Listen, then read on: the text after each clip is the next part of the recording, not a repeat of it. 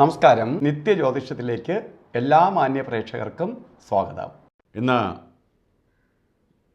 2025 ഫെബ്രുവരി മാസം 9-ാം തീയതി 1200-ാം ആണ്ട് മകരമാസം 27-ാം തീയതി ഞായറാഴ്ച. ഇന്നത്തെ നക്ഷത്രം തിരുവാതിര നക്ഷത്രമാണ്. ഇന്ന് ഉദയനക്ഷത്രം. അപ്പോൾ തിരുവാതിര നക്ഷത്രം പൊതുവേ ശുഭനക്ഷത്രങ്ങളിൽപ്പെടുന്ന നക്ഷത്രമാണ്. അപ്പോൾ തിരുവാതിര നക്ഷത്രം, അതുപോലെ ഞായറാഴ്ച, അപ്പോൾ ഇതൊക്കെ കൂടി ഒത്തു വന്നിരിക്കുന്ന ദിവസമാണ്. അപ്പോൾ വളരെ ഐശ്വര്യപ്രദമായ ദിവസം എന്ന് വേണമെങ്കിൽ നമുക്ക് പറയാം. ശുഭകാര്യങ്ങൾക്കെല്ലാം അനുകൂലപ്രദമായ ദിവസമാണ്. കാരണം ഒരു ആഴ്ച തന്നെ സൂര്യവാരം, സൂര്യൻ്റെ ദിവസം, അന്ന് നക്ഷത്രദേവൻ്റെ ദിവസം ആയതുകൊണ്ടാണ് സൂര്യനാണ് എല്ലാ ഗ്രഹങ്ങൾക്കും സപ്പോർട്ട്, അല്ലെങ്കിൽ എല്ലാ ഗ്രഹങ്ങൾക്കും ചൈതന്യം കൊടുക്കണേ. ഭൂമിക്ക് മാത്രമല്ല, എല്ലാ ഗ്രഹങ്ങളും നിലനിൽക്കുന്നത് തന്നെ സൂര്യൻ്റെ ശക്തിയാലാണ്. അപ്പോൾ പ്രപഞ്ചത്തിൻ്റെ നാഥനും കൂടിയാണ് സൂര്യൻ, നക്ഷത്രദേവനാണ് സൂര്യൻ. അപ്പോൾ ആ സൂര്യൻ്റെ ദിവസമായതുകൊണ്ട് അന്ന് നല്ല നക്ഷത്രം കൂടി വരിക എന്ന് പറയുമ്പോൾ കൂടുതലായിട്ട് നമുക്ക് ഐശ്വര്യഫലങ്ങൾ വന്നു ചേരും. അങ്ങനെ ഐശ്വര്യത്തെ പ്രദാനം ചെയ്യുന്ന ഒരു ദിവസമാണ് ഇന്ന്. അപ്പോൾ നമുക്കിന്ന് എന്ത് കാര്യത്തിന് വേണം ഇറങ്ങാം? അവധി ദിവസമാണ്. എന്തുകൊണ്ട് ഞായറാഴ്ച തന്നെ അവധിയാക്കി വച്ചു എന്ന് ചോദിച്ചാൽ, സൂര്യൻ്റെ ദിവസമാണ്. ഏറ്റവും ശക്തി ദിവസം.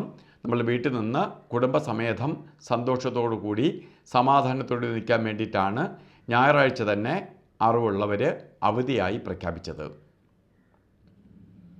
ഇന്ന് ബർത്ത്ഡേ വന്നിട്ടുള്ളവർ, അതായത് മകരമാസത്തിലെ തിരുവാതിര നക്ഷത്രം ബർത്ത്ഡേ ആയിട്ട് വന്നിട്ടുള്ളവർക്ക് ഒരു വർഷത്തെ ഫലത്തെയാണ് നമുക്ക് ചിന്തിക്കേണ്ടത്. ഒരു വാർഷിക ഫലത്തെ ചിന്തിക്കുമ്പോൾ സൂര്യൻ പ്രകാശത്തെ തരുന്നവനാണ്. നിങ്ങൾ ചെയ്യുന്ന കാര്യങ്ങൾക്കെല്ലാം പ്രകാശം എന്ന് പറഞ്ഞാൽ എന്താണ്?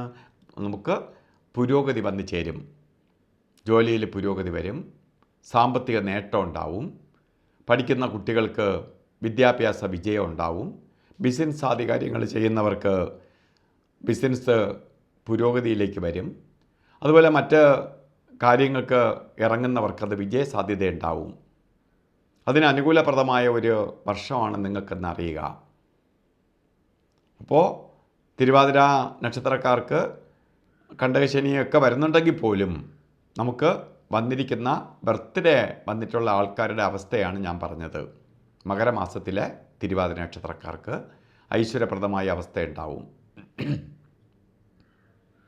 അതുപോലെ തന്നെ ഇന്ന് ഓരോ കാര്യത്തിന് ഇറങ്ങുമ്പോഴും നമുക്ക് രാഹുകാല സമയം നോക്കി വേണം യാത്രയ്ക്ക് പോകാൻ. ഈ രാഹുകാലം അല്ലെങ്കിൽ ഗുളികകാലം, യമകണ്ഠകാലം പറയുന്നത് വെച്ചാൽ ഇതൊക്കെ എല്ലാം നമ്മൾ വാങ്ങുന്ന കലണ്ടറിൽ ഒക്കെ രേഖപ്പെടുത്തിയിട്ടുണ്ട്. അതിൽ എപ്പോഴും നമ്മൾ സൂര്യനെ ആസ്പദമാക്കിയിട്ട് എഴുതി വയ്ക്കുമ്പോൾ കോമൺ ആയിട്ട് എഴുതി വയ്ക്കും. അന്ന് 4:30 മണി മുതൽ 6 മണി വരെ എന്നാണ് കലണ്ടറിൽ രേഖപ്പെടുത്തിയിരിക്കുന്നത്. അന്നത്തെ രാഹുകാല സമയം തുടങ്ങുന്നത് ശരിക്ക് 5 മണി 1 മിനിറ്റ് തൊട്ടേ ആരംഭിക്കുകയുള്ളൂ.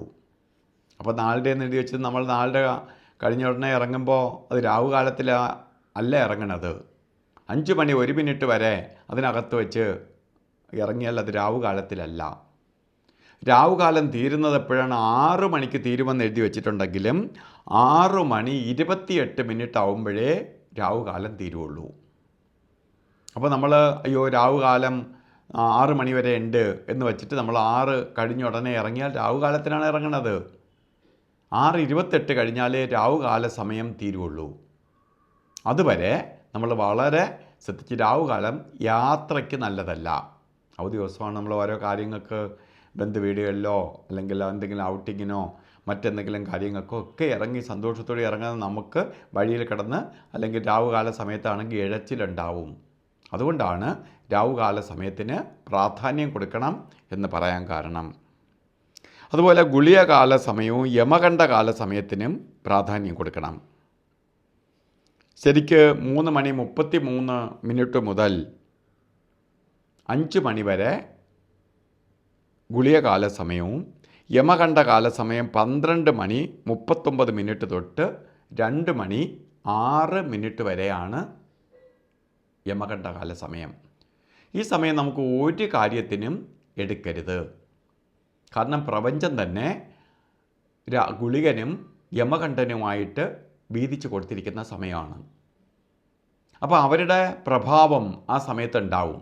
അതുകൊണ്ട് അത് അവരുടെ സമയത്തിൽ കയറി നമ്മൾ കൈ വയ്ക്കാതിരിക്കുക. നമുക്കല്ലാതെ തന്നെ ധാരാളം സമയമുണ്ട്. യാത്രയ്ക്ക് മാത്രമേ ഈ രാവുകാലം നോക്കേണ്ടതുള്ളൂ. അതിലേറ്റവും ശ്രേഷ്ഠമായ സമയമാണ് അഭിജിത്ത് മുഹൂർത്ത സമയം. 12 മണി 15 മിനിറ്റ് തൊട്ട് 1 മണി 3 മിനിറ്റ് വരെയാണ് അഭിജിത്ത് മുഹൂർത്ത സമയം. ഈ 48 മിനിറ്റ് നേരത്തിനിടയ്ക്ക് 4 മിനിറ്റ് മാത്രമേ ഇടയ്ക്ക് കൊള്ളാതെ ഉള്ളൂ. ഈ സമയം നമുക്ക് എല്ലാ കാര്യങ്ങൾക്കും എടുക്കാം, എന്ത് ശുഭകാര്യങ്ങൾക്കും എടുക്കാം. അതുപോലെ ഇന്ന് ഓരോ കാര്യത്തിന് പുറത്തിറങ്ങുമ്പോഴും വീട്ടിൽ നിൽക്കുമ്പോഴും വസ്ത്രധാരണത്തിൽ ശ്രദ്ധിക്കണം. കാരണം പ്രപഞ്ചത്തിൽ നിന്ന് ഈ എനർജി ബോഡിയിലേക്ക് സ്വീകരിക്കാൻ വേണ്ടി നമ്മൾ താമരപ്പൂവിൻ്റെ കളറോ അല്ലെങ്കിൽ റെഡ് മിക്സായിട്ടുള്ള കളറോ അല്ലെങ്കിൽ ചുടുകല്ലിൻ്റെ കളറോ ഒക്കെ ആയിട്ടുള്ള വസ്ത്രത്തിൽ ഇത്തരം കളറുകൾ ഉൾപ്പെടുത്തി ധരിക്കുന്നത് നമ്മളിലേക്ക് എനർജി ആഗിരണം ചെയ്യാൻ സഹായിക്കും. അപ്പോൾ ഇന്നത്തെ ദിവസം എല്ലാവർക്കും ഭാഗ്യദായകമായി തീരട്ടെ എന്ന് സർവേശ്വരനോട് പ്രാർത്ഥിച്ചുകൊണ്ട് നിർത്തുന്നു.